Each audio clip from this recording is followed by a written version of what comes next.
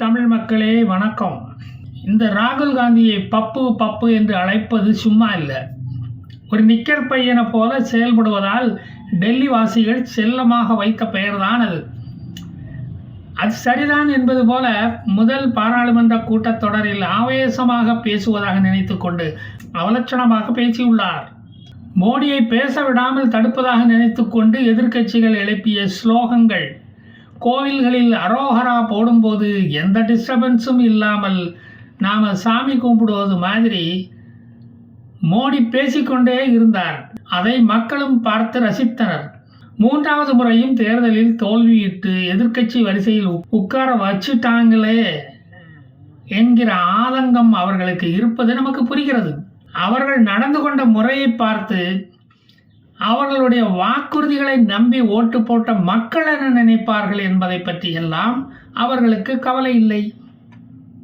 இன்னும் 5 வருடங்கள் கழித்துதானே அவர்களை போய் சந்திக்க வேண்டியது இருக்கும்.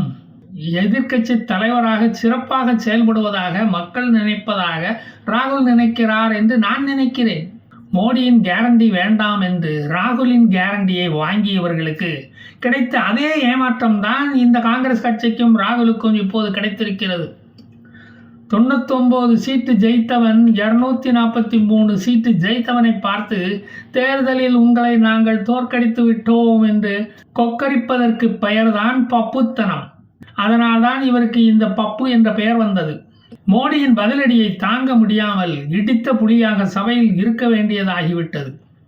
ராகுலுக்கு வெளிநடப்பும் செய்ய முடியாது. இதற்கிடையில் நாங்கள் 80 சீட்டு ஜெயித்திருந்தாலும் நான் இவிஎம் மிஷினை நம்ப மாட்டேன் அப்படின்னு இந்த அகிலேஷ் யாதவ்னு இன்னொரு பப்பு, அகிலேஷ் யாதவ் என்று இன்னொரு பப்பு கூறுகிறார். அவர் கூறுவதிலிருந்தே தெரியவில்லையா இவர்கள் எல்லாம் ஒரு இண்டி பப்பு கூட்டம் என்று? மோடியையும் பாரதிய ஜனதா கட்சியையும் தாக்குவதாக நினைத்து கொண்டு இந்து மதத்தை தாக்கித்தான் பேச வேண்டியதுள்ளது. தான் ஒரு காஷ்மீரில் இருந்து வந்த கவுல் பிராமணன் இந்து விரோதி என்று காட்டிக்கொண்டதுதான் இவர் கைமையில் கண்ட பலன். இதற்கு பெயர்தான் பப்புத்தனம். 10 வருட மோடி ஆட்சி பிடித்து இருந்ததால் தான் மக்கள் 3வது முறையும் ஆட்சி அமைக்க அதிகாரம் கொடுத்துள்ளார்கள். இந்த உண்மை காங்கிரஸ் கட்சிக்காரர்களை வயிறெறிய வைத்துள்ளது. அதனால்தான் இந்த குளறுபடி கூப்பாடு. காங்கிரஸ் கூறிய பொய் வாக்குறுதிகளையும் மீறி வெற்றி பெற்று விட்டார்களே என்று ஒரு ஆவேசம் ராகுலின் பேச்சில் தெரிந்தது.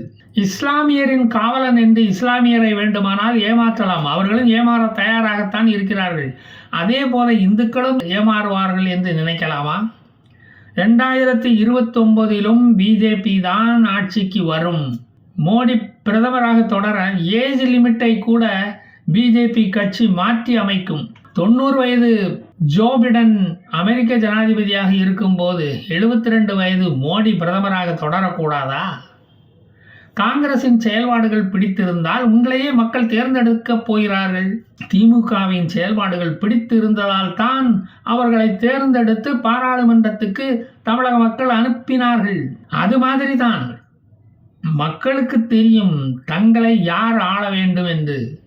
தமிழகத்தை பார்த்து படிங்கடா. கள்ளச்சாராய சாவுகளை பார்த்து கண்டிக்காத இண்டி கூட்டணி கட்சிக்காரர்களை பார்த்து தானே அவர்களும் கண்ணீர் விடுகிறார்கள். அந்த குடும்பத்துக்கு 10 லட்சம் கொடுத்தால் அந்த குடும்பத்து 10 ஓட்டும் உனக்கு விழும். டாஸ்மாக் சரக்கு அடித்து கொஞ்சம் கொஞ்சமாக சாகிறவன் குடும்பத்துக்கு நீ என்ன செய்திருக்கிறாய், என்ன கொடுத்திருக்கிறாய்?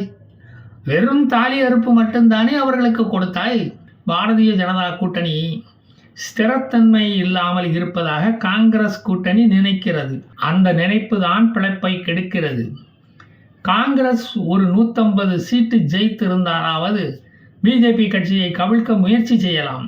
இப்போ அதுக்கும் வழி இல்லாமல் போயிடுச்சு. 99 சீட்டு ஜெயித்ததையே காங்கிரஸ் அதை கொஞ்சமும் எதிர்பார்க்கவில்லை. அதையே பெரிய மெஜாரிட்டியாக காங்கிரஸ் இப்போது நினைக்க ஆரம்பித்து விட்டது. அதனால தான் 243 சீட்டு ஜெயித்த பிஜேபி தோற்றுவிட்டதாக காங்கிரஸ் சொல்லுகிறது. மேக்ஸ்லேயும் காங்கிரஸ் ரொம்ப வீக்கு தான் போல இருக்கு. ஒருவேளை 400க்கும் மேலே பிஜேபி ஜெயிக்கும் என்று காங்கிரஸ் கட்சி எதிர்பார்த்தார்களோ என்னமோ. 243 ஜெயிச்சா அவங்களுக்கு ஏமாற்றம் வரத்தானே செய்யும். பாராளுமன்றத்தில் 10 வருடங்களுக்கு பிறகு எதிர்க்கட்சி தலைவர் அந்தஸ்து கிடைத்ததற்கே ராகுல் இப்படி துள்ளுகிறார் என்றால், பெரும்பான்மையாக ஜெயித்து பிரதமர் ஆகியிருந்தால் எப்படி நடந்திருப்பாரோ அது அவருக்கே கூட தெரியாது.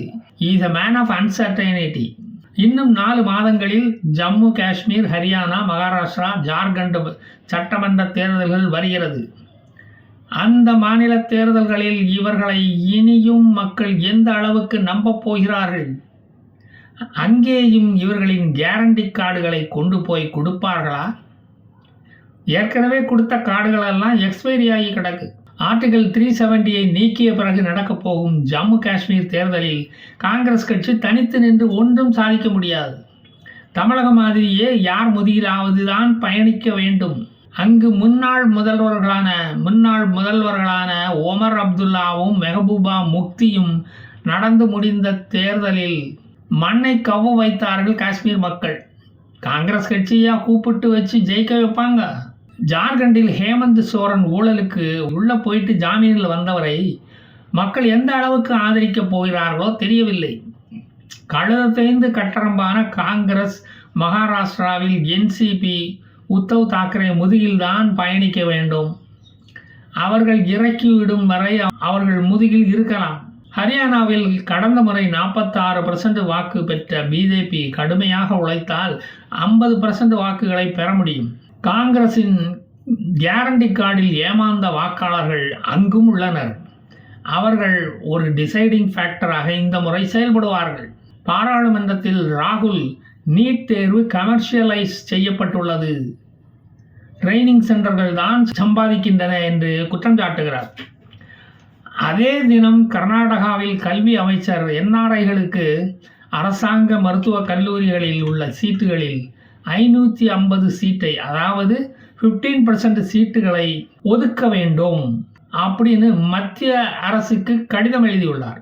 என்ஆர்ஐகளுக்கு மெடிக்கல் சீட்டு பரிசை வச்சா கொடுக்க போகிறாங்க, துட்டை வாங்கிக்கிட்டு தானே வைக்க போகிறாங்க. அது கமர்ஷியல் வியாபாரம் ஆகாதா? ராகுலுடைய அகராதியில் அப்படியெல்லாம் இல்லையா? ராகுல் தன் முதுகில் உள்ள அழுக்கை அடுத்தவர்களிடம் சொல்லியாவது துடைக்க வேண்டும்.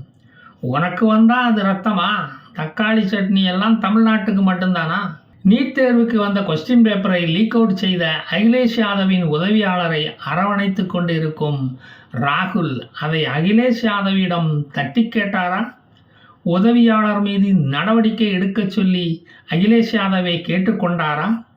ஏன் குரல் கொடுக்கவே இல்லை? நீட் தேர்வை கொண்டு வந்ததே நாங்கள் தான் என்று பாராளுமன்ற உரையில் ஏன் அவரால் சொல்ல முடியவில்லை? இதுக்கு பேர் தான் பப்பு.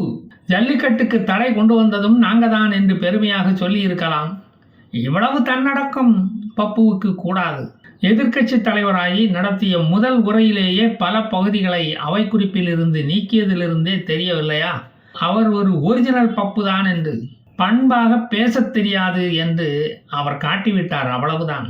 பொய்களை பரப்புவதில் காங்கிரஸ் ராகுலுக்கு எப்போவுமே தனி இடம் உண்டு. ஏனென்றால் சேர்க்கை அந்த மாதிரி.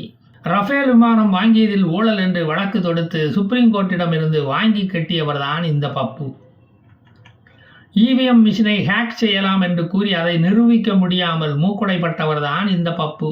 அதே இவிஎம் மிஷினால் ஜெயித்து வந்தவர் தான் இந்த பப்பு. அதே போல HALல் ஊழல் என்றார், LICயில் ஊழல் என்றார், SBIயில் ஊழல் என்றார். எதையுமே அவரால் நிரூபிக்க முடியவில்லை. பாவம். அக்கினி வீரன் இறந்தால் அனாதை பணமாகத்தான் திரும்ப வேண்டும், அவனுக்கு மானிட்டரி பெனிஃபிட் எதுவும் கிடைக்காது என்று பொய்யாக முழங்கினார். அவனை சீன எல்லையில் சாவதற்கு அனுப்புகிறார்கள் என்று அபாண்டங்களை அள்ளிவிட்டார். அக்கினி வீரன் இறந்தால் அவன் குடும்பத்துக்கு 1 கோடி ரூபாய் அரசாங்கம் கொடுக்கும் என்ற விவரமே அறியாத அரசியல் தலைவன் தான் இந்த பப்பு. இண்டி கூட்டணியில் உள்ள மற்ற பப்புகளாவது எடுத்து சொல்லலாம்னா அவங்களுக்கும் தெரிஞ்சாதானே சொல்லுவாங்க. விவசாயிகளுக்கு MSP, அதாவது மேக்சிமம் செல்லிங் பிரைஸ் கிடைப்பதை தடுத்து இடைத்தரகர்களுக்கு வாழ்வளிக்க கமிஷன் கிடைப்பதற்கு போராடினார் இந்த ராகுல். ராகுலின் சின்ன புத்தியை பார்த்துதான் மோடியும் பாலக் புத்தி என்று ராகுலை பார்த்து பாராளுமன்றத்தில் சொன்னார். அப்படிப்பட்டவன் தான் திடீர்னு கட்டிப்பிடிப்பான், கண்ணடிப்பான். ஜூலை 1ஆம் தேதியை மக்கள் கடாக்கட் திவசமாக ஏன் கொண்டாடுகிறார்கள்? ராகுலுக்கு ஓட்டு போட்டுவிட்டு வந்து ஜூலை 1ஆம் தேதி அன்று தனது அக்கௌண்டில் 8500 ரூபாய் கடாக்கட் என்று கிரெடிட் ஆயிருக்கிறதா என்று பார்த்தார்கள். விழவில்லையே என்று அதை பார்த்து ஏமாந்த தினம்தான் இந்த ஜூலை 1ஆம் தேதி. அதனால்தான் அதை அவர்கள் கடாக்கட்டி திவசமாக கொண்டாடுகிறார்கள். இப்படி தாய்மார்களை ஏமாற்றிவிட்டு ஓட்டு வாங்கியதை அறிந்த அந்த தாய்மார்கள் விட்ட சாபத்தில் வருகிற தேர்தல்களில் காங்கிரஸ் கட்சி மண்ணை கவ்வும். அதனால்தான் அப்படி மோடி பாராளுமன்றத்தில் பேசினார். வீர சாவர்கரை பற்றி அவதூறு பேசி வாங்கி கட்டி கொண்டவர்தான் இந்த பப்பு. மோடியை பழிப்பதாக நினைத்துக்கொண்டு ஓபிசி சமுதாயத்திடம் இருந்து வசைகளை வாங்கி கட்டி கொண்டவர்தான் இந்த பப்பு. சிஏஏ பற்றி அவதூறாக படிப்பறிவு இல்லாத இஸ்லாமியர்களிடம் கூறி அவர்களை நம்ப வைத்தவர்தான் இந்த பப்பு. 1984க்கு பிறகு காங்கிரஸ் கட்சி இதுவரை 250 சீட்டுகளை தனியாக ஜெயித்ததே இல்லை. அந்த கட்சியின் தலைவன் தான் இந்த பப்பு என்கிற பப்பூன். அடுத்த கட்சி ஓட்டுகளை வாங்கி தின்னும் ஒரு பாரசைட்டு தான் இந்த பப்புவின் கட்சி. இன்று ராஜ்யசபாவில் இருந்து இந்தி கூட்டணி கட்சியினர் வெளிநடப்பு செய்திருக்கின்றனர். தங்களது ஜனநாயக கடமையை ஆற்ற மறுத்து கேண்டீனுக்கு போய்விட்டனர். ஏன்டா வெளிநடப்பு செய்கிறீங்கன்னு கேட்டால், நேற்று லோக்சபாவில் மோடி பேசும்போது இடையூறு பண்ணுவதற்காக கத்தி தொண்டை தண்ணியெல்லாம் வத்தி போச்சுப்பேன். இன்னைக்கு மறுபடியும் ராஜ்யசபாவில் மோடி பேச வந்திருக்காரு. அங்கே போய் கத்துறதுக்கு எவனால் ஆகும்? எங்களுக்கு அந்த அளவுக்கு ஜீவன் இல்லை அப்படின்னு கிளம்பிட்டாங்க. எங்களுக்கு பயங்கர தொண்டை வலி, எச்சி கூட முழுங்க முடியல. இங்கேயும் எங்களை கத்த சொன்னால் எங்களால் முடியுமா ஐயா? அதுவும் இல்லாமல் எங்களை எதிர்கட்சியாக செயல்பட சொல்கிறாரு இந்த மோடி. அதுவா எங்கள் வேலை? அதுக்கு வேற அளப்பாரு. வெஸ்ட் பெங்காலில் ஒரு முஸ்லீம் தன்னுடைய பொண்டாட்டியை ரோட்டில் போட்டு மிதின்னு மிதித்து பெரம்பால் அடின்னு அடித்து வெளுத்து வாங்கினானே, அந்த மாதிரி இல்லை இந்த மோடி எங்களை அடிக்கிறாரு. அப்படி அடித்தா இந்த பிஞ்சு உடம்பு தாங்குமா ஐயா? கேண்டீனில் போய் உடம்பை தேத்திக்கிட்டு வரோம் அப்படின்னு சொல்லிட்டு போயிட்டாங்க. மோடியின் இந்தி புரியவில்லை அப்படின்னு தமிழக எம்பிக்கள் சொன்னாலாவது சரி என்று ஏற்றுக்கொள்ளலாம்.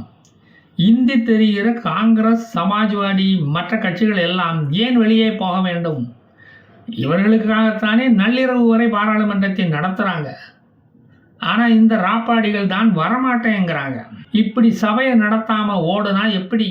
மக்கள் கேட்குறாங்க. உங்களை பார்க்க வச்சு தானே அத்தனை பில்லுகளையும் அத்தனை மசோதாக்களையும் பாஸ் பண்ண வேண்டியதாக இருக்குது. எங்களை கவுத்திடாதீங்கப்பா. நான் மீண்டும் மீதி கதைகளை சொல்வேன். ஜெய் ஹிந்த்.